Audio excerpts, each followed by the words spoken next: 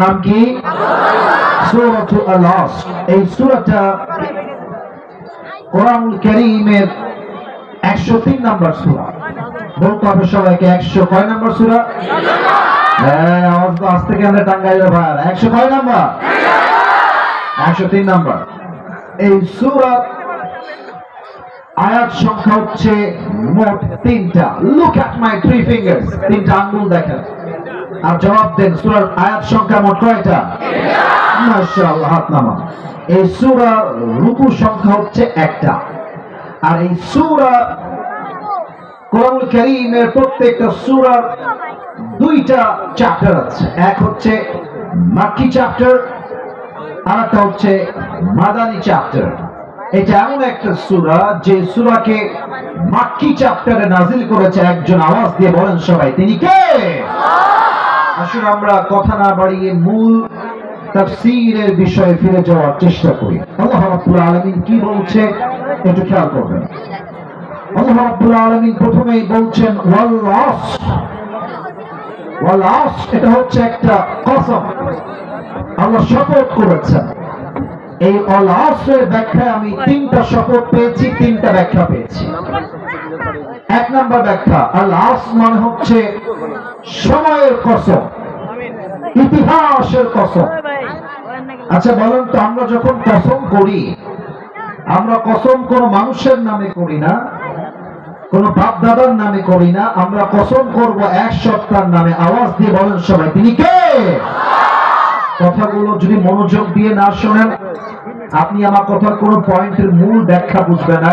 এদিকে এদিকে, চোখে দিকে আব্বা যান, প্রিয় ভাইরা, চোখে দিকে। যা হয়ে যাক হয়ে যাক, কেমন কাম হয়ে গেলে চোখ আমার দিকে থাকবে, যে কিনা বলেন? গান করবেন, আমার চোখে চোখ রাখেন। 1 নাম্বার, ইতিহাসের কসম, সময়ের কসম। আমরা যে আল্লাহর নামে কসম করি, কসম করে আমরা এটা বোঝাই যে আমি যা বলছি এটা আমি তোমাকে সত্য বলছি, আমি তোমাকে মিথ্যা বলছি না। মনে করেন আপনার ভাই আপনাকে বলল যে তুই কালকে অমুক জায়গায় আমার সঙ্গে সাক্ষাৎ করবি। তো আপনি বললেন যে ভাই ঠিক আছে, কালকে সকালে দেখা হবে। ভাই ঠিক আছে, নাগরপুরের ফুটবল মানে দেখা হবে আমাদের। তো ভাই বলছে না না, বিশ্বাস করছে তুই আসবি, ভালো করে বল। আপনি বললেন ভাই আল্লাহ কসম কালকে আসবো। বিশ্বাস হবে কি হবে না? হবে। আল্লাহর নামে কসম করছে। তো আমরা গুরুত্ব বোঝাবার নামে আল্লাহর নামে কসম করি। আর সেই আল্লাহ গুরুত্ব বোঝাবার জন্য কিসের কসম করছেন? সময়ের কসম, ইতিহাসের কসম। ইতিহাসের কসম কেন? ইতিহাস হচ্ছে এমন একটা সাবজেক্ট যেটা কোন মানুষ ভালো ছিল, কোন মানুষ খারাপ ছিল, ইতিহাসটা সাক্ষী এবং প্রমাণ বহন করে।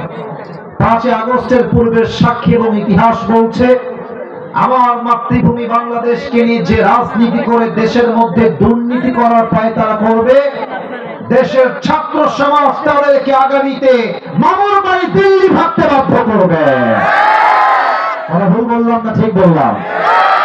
আপনারা সবাই শহীদ আল্লামা দেলোয়ার হোসেন সাইদি হুজুরের নাম তো শুনেছেন নাকি?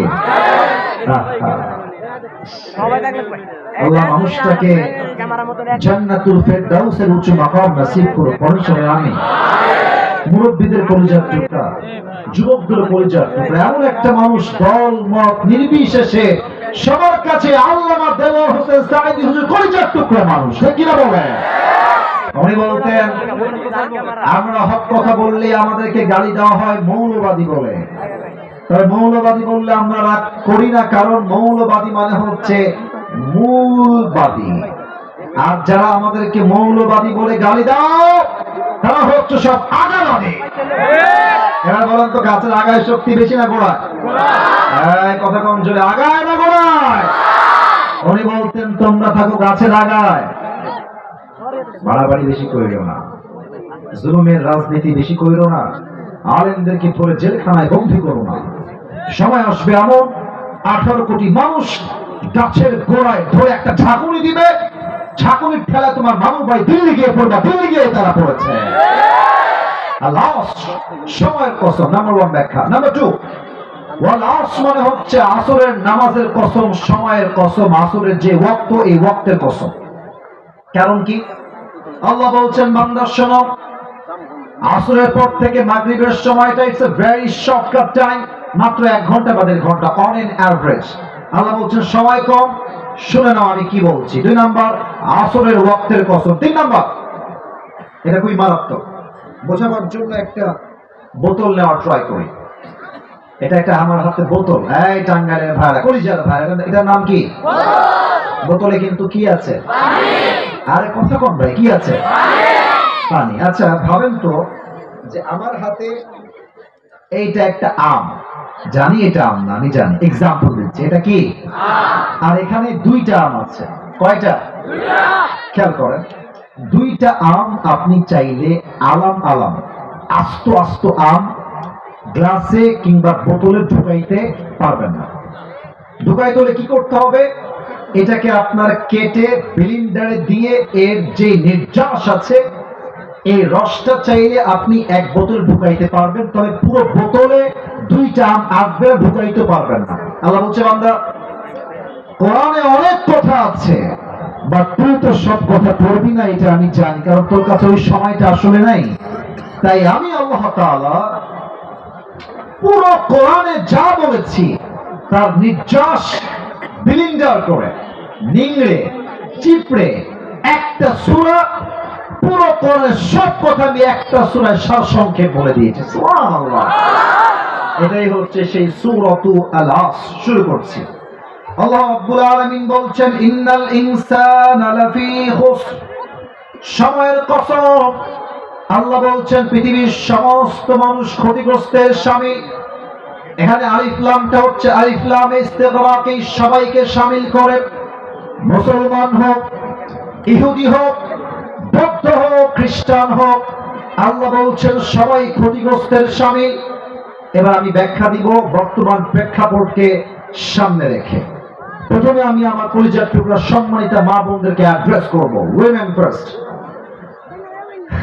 আমার কলিজার টুকরা বোনদেরকে বলবো, বোনেরা আপনারা ক্ষতিগ্রস্তের শামিল এই জন্য যে আপনারা বিয়ের সময় আসলে চরিত্রকে বাদ দিয়ে টাকাকে সবচেয়ে বেশি গুরুত্ব দেওয়ার ট্রাই করেন। আমি খুব ভালো করে জানি। আমার কলিজার টুকরা বোনদেরকে বলবো, আপনি টাকার জন্য টাকলাকে বিয়ে করতে পারেন, আমার কোনো আপত্তি নাই, করেন। টাকলাকে বিয়ে করবেন, বুইড়াকে বিয়ে করবেন টাকার জন্য। আমি সবাইকে সম্মান রেখে বলছি, টাকার জন্য যেই মেয়ে বিয়ে করে ও টাকা পায়, ও বাড়ি পায়, ও গাড়ি পায়, দামি খাট পায়।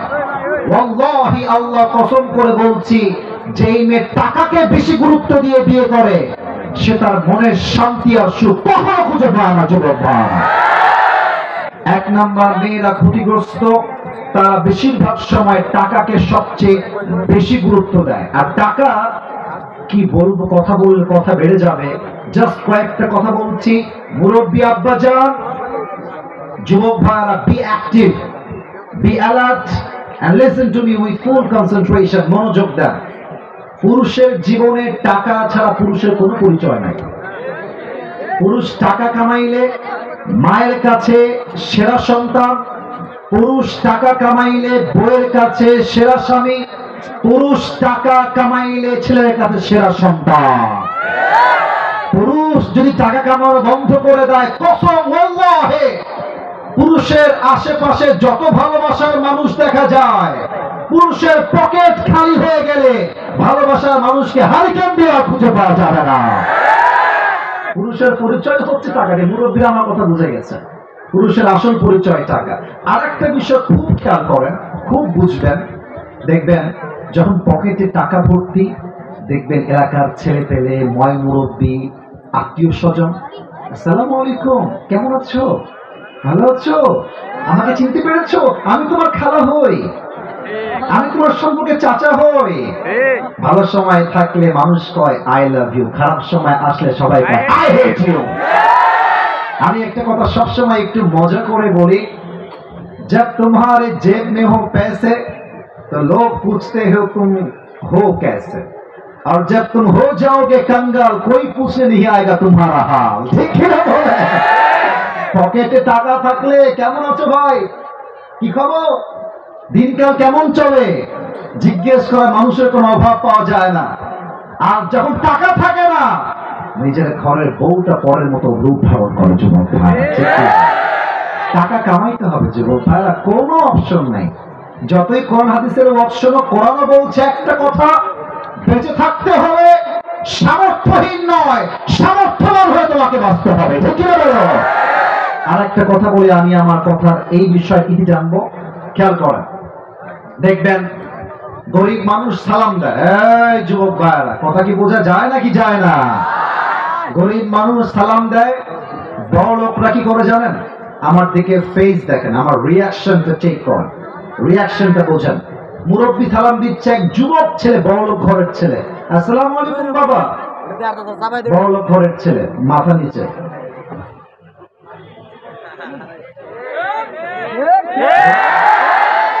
এমন একটা ভাব, টাকা পেয়ে পুরো দেশটার বাপের হয়ে গেছে। বেটা, টাকা আজ আছে, কাল থাকবে না।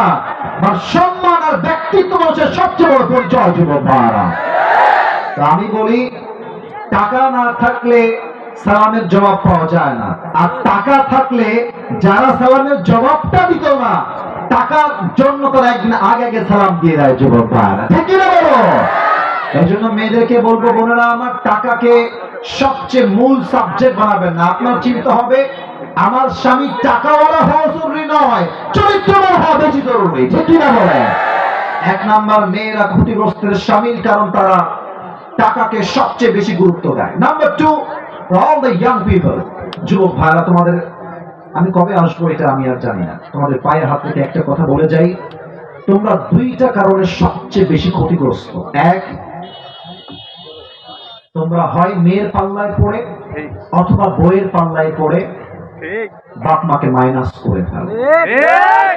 That's the biggest mistake in your entire life. এর মতো বড় ভুল আর নাই।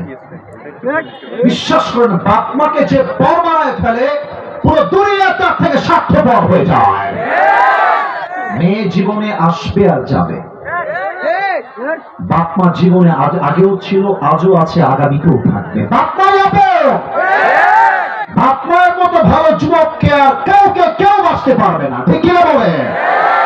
মেয়েদের পাল্লায় পড়ে বাপ মাকে মাইনাস করে দিলে তোমার জীবনটা বরবাদ হয়ে যাবে। Number one. নাম্বার টু, আমি এটা বলি আবার 3 নম্বর আয়াতের তাফসীরে ফিরে যাব। জাস্ট আমার হাতে দেখেন তো, এটা স্মার্টফোন, এটা অ্যান্ড্রয়েড ফোন। এটার নাম কি? Android phone. আইফোন বলার জন্য বল নাই, এটা অ্যান্ড্রয়েড বা স্মার্টফোন। সবার কাছে এখানে স্মার্টফোন আছে। আমি একটা কথা বলতে লজ্জা পাচ্ছি এবং বলতে লজ্জাবোধ করছি, আমাদের হায়াতের 80% সময়টা মোবাইল ফোন কেড়ে নিয়েছে। সারাটা দিন মোবাইল ফোনে বসে টিকটক চালায়, ফেসবুক চালায়, ইউটিউব চালায়, জীবনের গন্তব্য ভুলে যায়। 80% জীবনটা, যৌবনটা মোবাইল ফোনে নষ্ট হয়ে যায়। ঠিক না বলে? আল্লাহ বলছে, আমরা শোনো, ইন্নাল ইনসানা লাফি